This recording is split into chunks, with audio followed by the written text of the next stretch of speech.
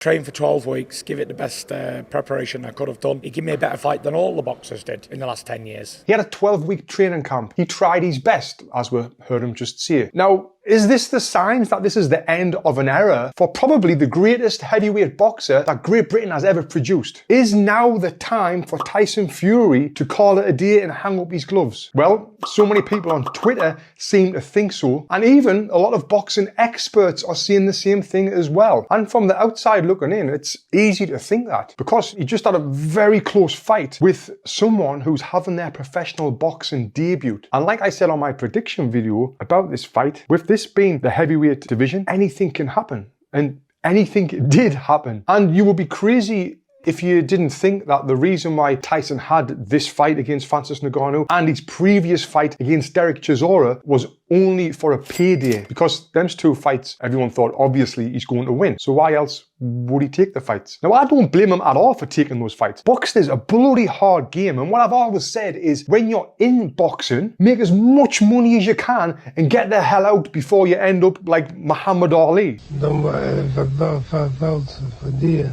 I wouldn't come in the show. One of the other thousands and thousands of boxers that's ended up with CTE. Why would you want to stay in the game just to continue to fight? Because we've only got one brain, so the last thing you want to do is destroy that, which we're doing anyway because we're boxing. So yeah, I'm all for him taking these fights to make as much money as possible and thinking about himself, which he's obviously done there. Tyson's been professional for a long time. He didn't make the 2008 Olympic Games that I went to. My teammate David Price got the heavyweight spot on that after he beat Tyson Fury. So Tyson turned pro back then in 2008, 15 years ago, and he's had 35 fights since then. And I was ringside in Saudi Arabia when he fought Francis Ngannou, and I noticed this is not the Tyson Fury that he once was. His speed wasn't there. His accuracy wasn't there. His timing wasn't there. Getting caught with that punch that put him down. He should never have been caught with that punch. And I was talking to a very well-known boxing reporter, who I'm not going to name his name, who was there, and he said to me, we've seen this happen time and time again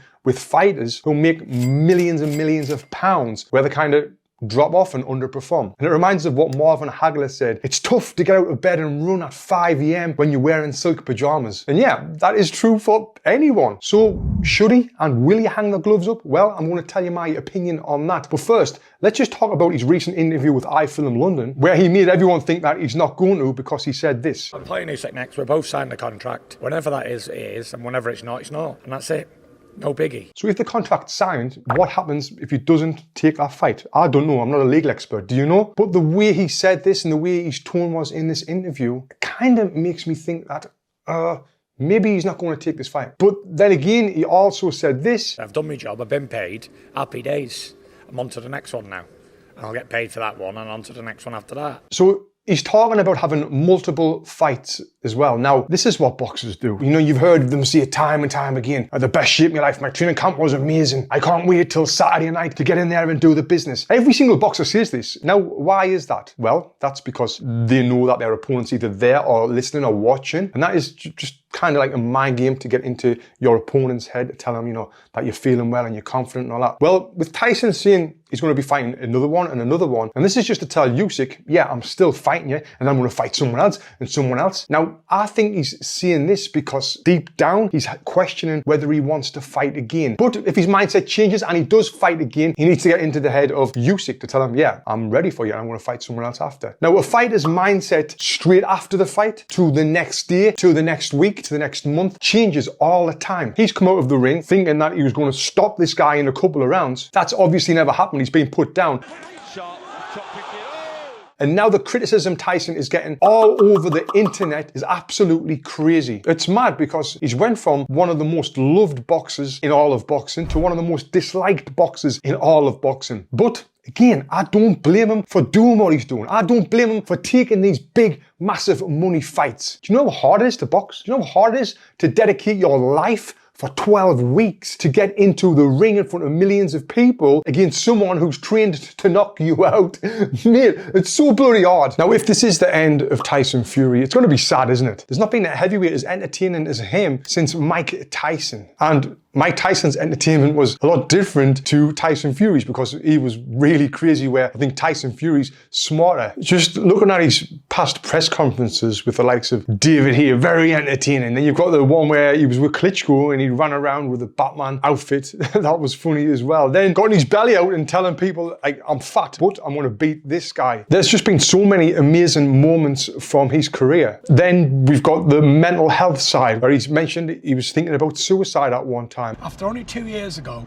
being on the verge of suicide and being as low as any man can go. He's helped inspire so many people who's been going through mental health issues as well. He's come out and he spoke about it in public, what a lot of people don't do, never mind famous world champion heavyweight boxers. Then he's got his dad with him as well often, who is not my cup of tea, but he's very entertaining as well. Then the fights. I was at his fight with Wilder 1 and 3, and ringside for that third fight was the best fight I've ever seen in my whole life. Unbelievable. This video is starting to turn out like he's definitely retiring, where honestly, I think he's not. Now, if he does retire from boxing, what's he going to do? Because he's already suffered from depression in the past when he kind of retired before. And when a boxer does hang the gloves up, there's a huge hole in their life, like, to fill. Your identity is gone. Now, I know this firsthand. When I retired from boxing, having had 106 fights, doing it from 10 years old to 27, and having success, not Tyson Fury's success, but I had success. It was one of the hardest and darkest moments of my life. And I've never really suffered from mental health, but I did get depressed. I did put on weight. I did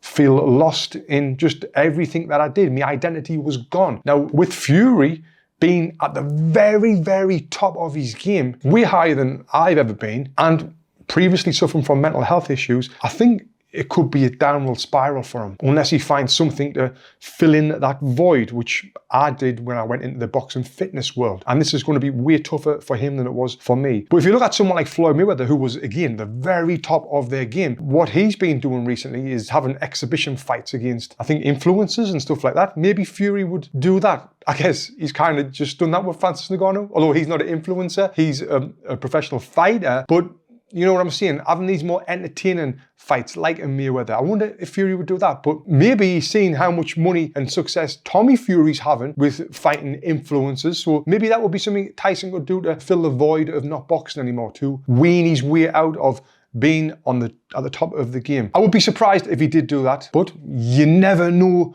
with Tyson Fury. You never know with boxing. You never expect Floyd Mayweather to do that. And then I guess Fury is known for taking money fights, so maybe that's what he'll do. But I hope not, because I know he's always said that he's not bothered about legacy, but he's got a legacy. He really has. Being the man who beat the man who beat the man when he beat Klitschko all them years ago, to bring them belts to the UK was unbelievable. Now, if he is going to continue to fight, I think we all agree that he's got to be way better than he was in that fight if he wants to have any chance of beating Alexander Usyk. But then again, Usyk's got to be way better than he was in his last fight against Daniel Dubois if he wants to beat Fury. Here's what I think. Fury's had his last 2 fights, money fights, Chisora and Ngannou. His next fight against Usyk is going to be ridiculous amount of money. Even though Tyson's at the point now where I would see if he gets an extra 10, 20 million, it's not going to change anything at all in his life, because I've actually heard him say in an interview that he's got over 150 million in the bank already. I am addicted. I'm 35 years old. I've got in excess of 150 million in my account. I don't need to be here to box. I love this. And I get paid for it. Come on! But putting down 20, 30, 40, 50, however many $1 million that he will get for this fight, I think he's going to take it. I think he's going to have the fight. And I think Usyk will be the winner of that fight. Do you agree? Now, if you want to see some footage of me ringside and breaking down the Ngannou fight, click here and watch this video next.